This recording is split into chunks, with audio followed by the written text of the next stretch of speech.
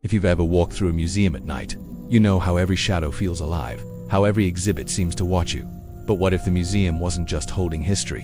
What if it was holding something that should never be awakened? Tonight's story will take you deep into a place where the past refuses to stay buried. Stay until the end if you dare, and don't forget to subscribe, turn on notifications, and share your thoughts in the comments. Your support helps us bring more chilling stories to life. The City Museum was quiet after dark, a cavernous building of marble halls and glass cases. It was the kind of place where history seemed frozen in time. But for Marcus, the new night guard, it wasn't the silence that unsettled him. It was the sense that he was never truly alone.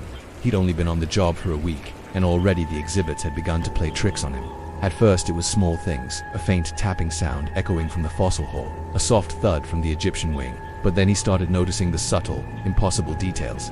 On Tuesday, he walked past the diorama of the pioneer family, their wax figures frozen in a scene of daily life. Only Marcus swore the little boy's head was turned slightly, watching him as he walked by. On Wednesday, the Roman statue in the West Wing had its stone arm raised, though Marcus clearly remembered it resting against its side the night before. He laughed it off, told himself he was tired, maybe misremembering, but unease lingered in his stomach. By Thursday, he stopped laughing. That night, his shift began as usual. He checked the front entrance, the loading dock, and the security monitors.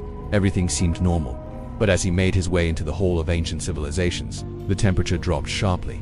His breath misted in the air.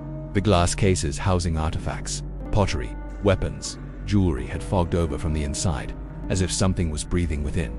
Marcus froze. He leaned closer, his flashlight beam sweeping across a display of ritual masks from South America. A face stared back, but it wasn't the wooden mask carved centuries ago. It was a pale human face, pressed against the glass, its lips forming silent words he couldn't hear.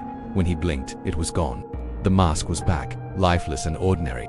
Marcus staggered back, heart pounding. He wanted to call his supervisor, but what would he even say? That the exhibits were alive. No one would believe him. By 3 a.m., exhaustion was setting in.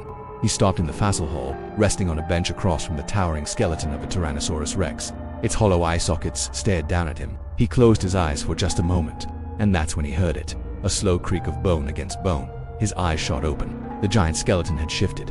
One clawed arm was raised, pointing directly at him.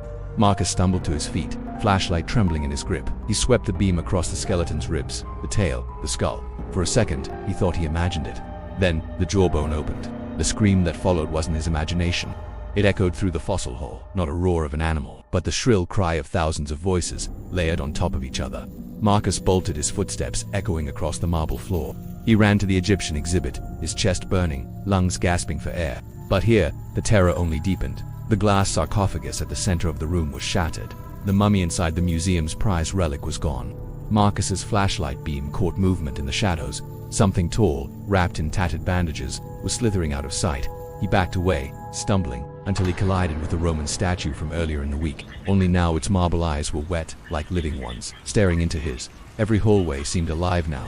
The wax figures from the dioramas stood in the middle of corridors, blocking his way. Their blank glass eyes reflected his flashlight as though mocking him. The radio on his belt crackled with static, then with voices whispering in languages long forgotten. He sprinted for the exit, but when he reached the massive front doors, the brass handles wouldn't budge. Locked, he pulled, kicked, screamed, nothing. Then slowly, the exhibits began to move toward him. The statues, the mannequins, the relics, all converging, step by unnatural step. The last thing Marcus saw before the lights went out was the mummy's face, only inches from his own, its mouth stretched wide in a soundless howl.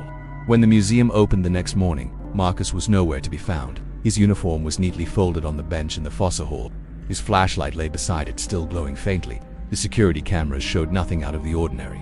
Just empty hallways, silent exhibits, still and lifeless. But if you look closely, in the reflection of the glass cases, you'll see him, Marcus, still wandering the halls, trapped forever in the graveyard shift at the museum. If this story kept you on edge, imagine spending a night in your own local museum. Would you make it out alive? Share your thoughts below, and don't forget to subscribe, turn on notifications, and comment your scariest museum experience.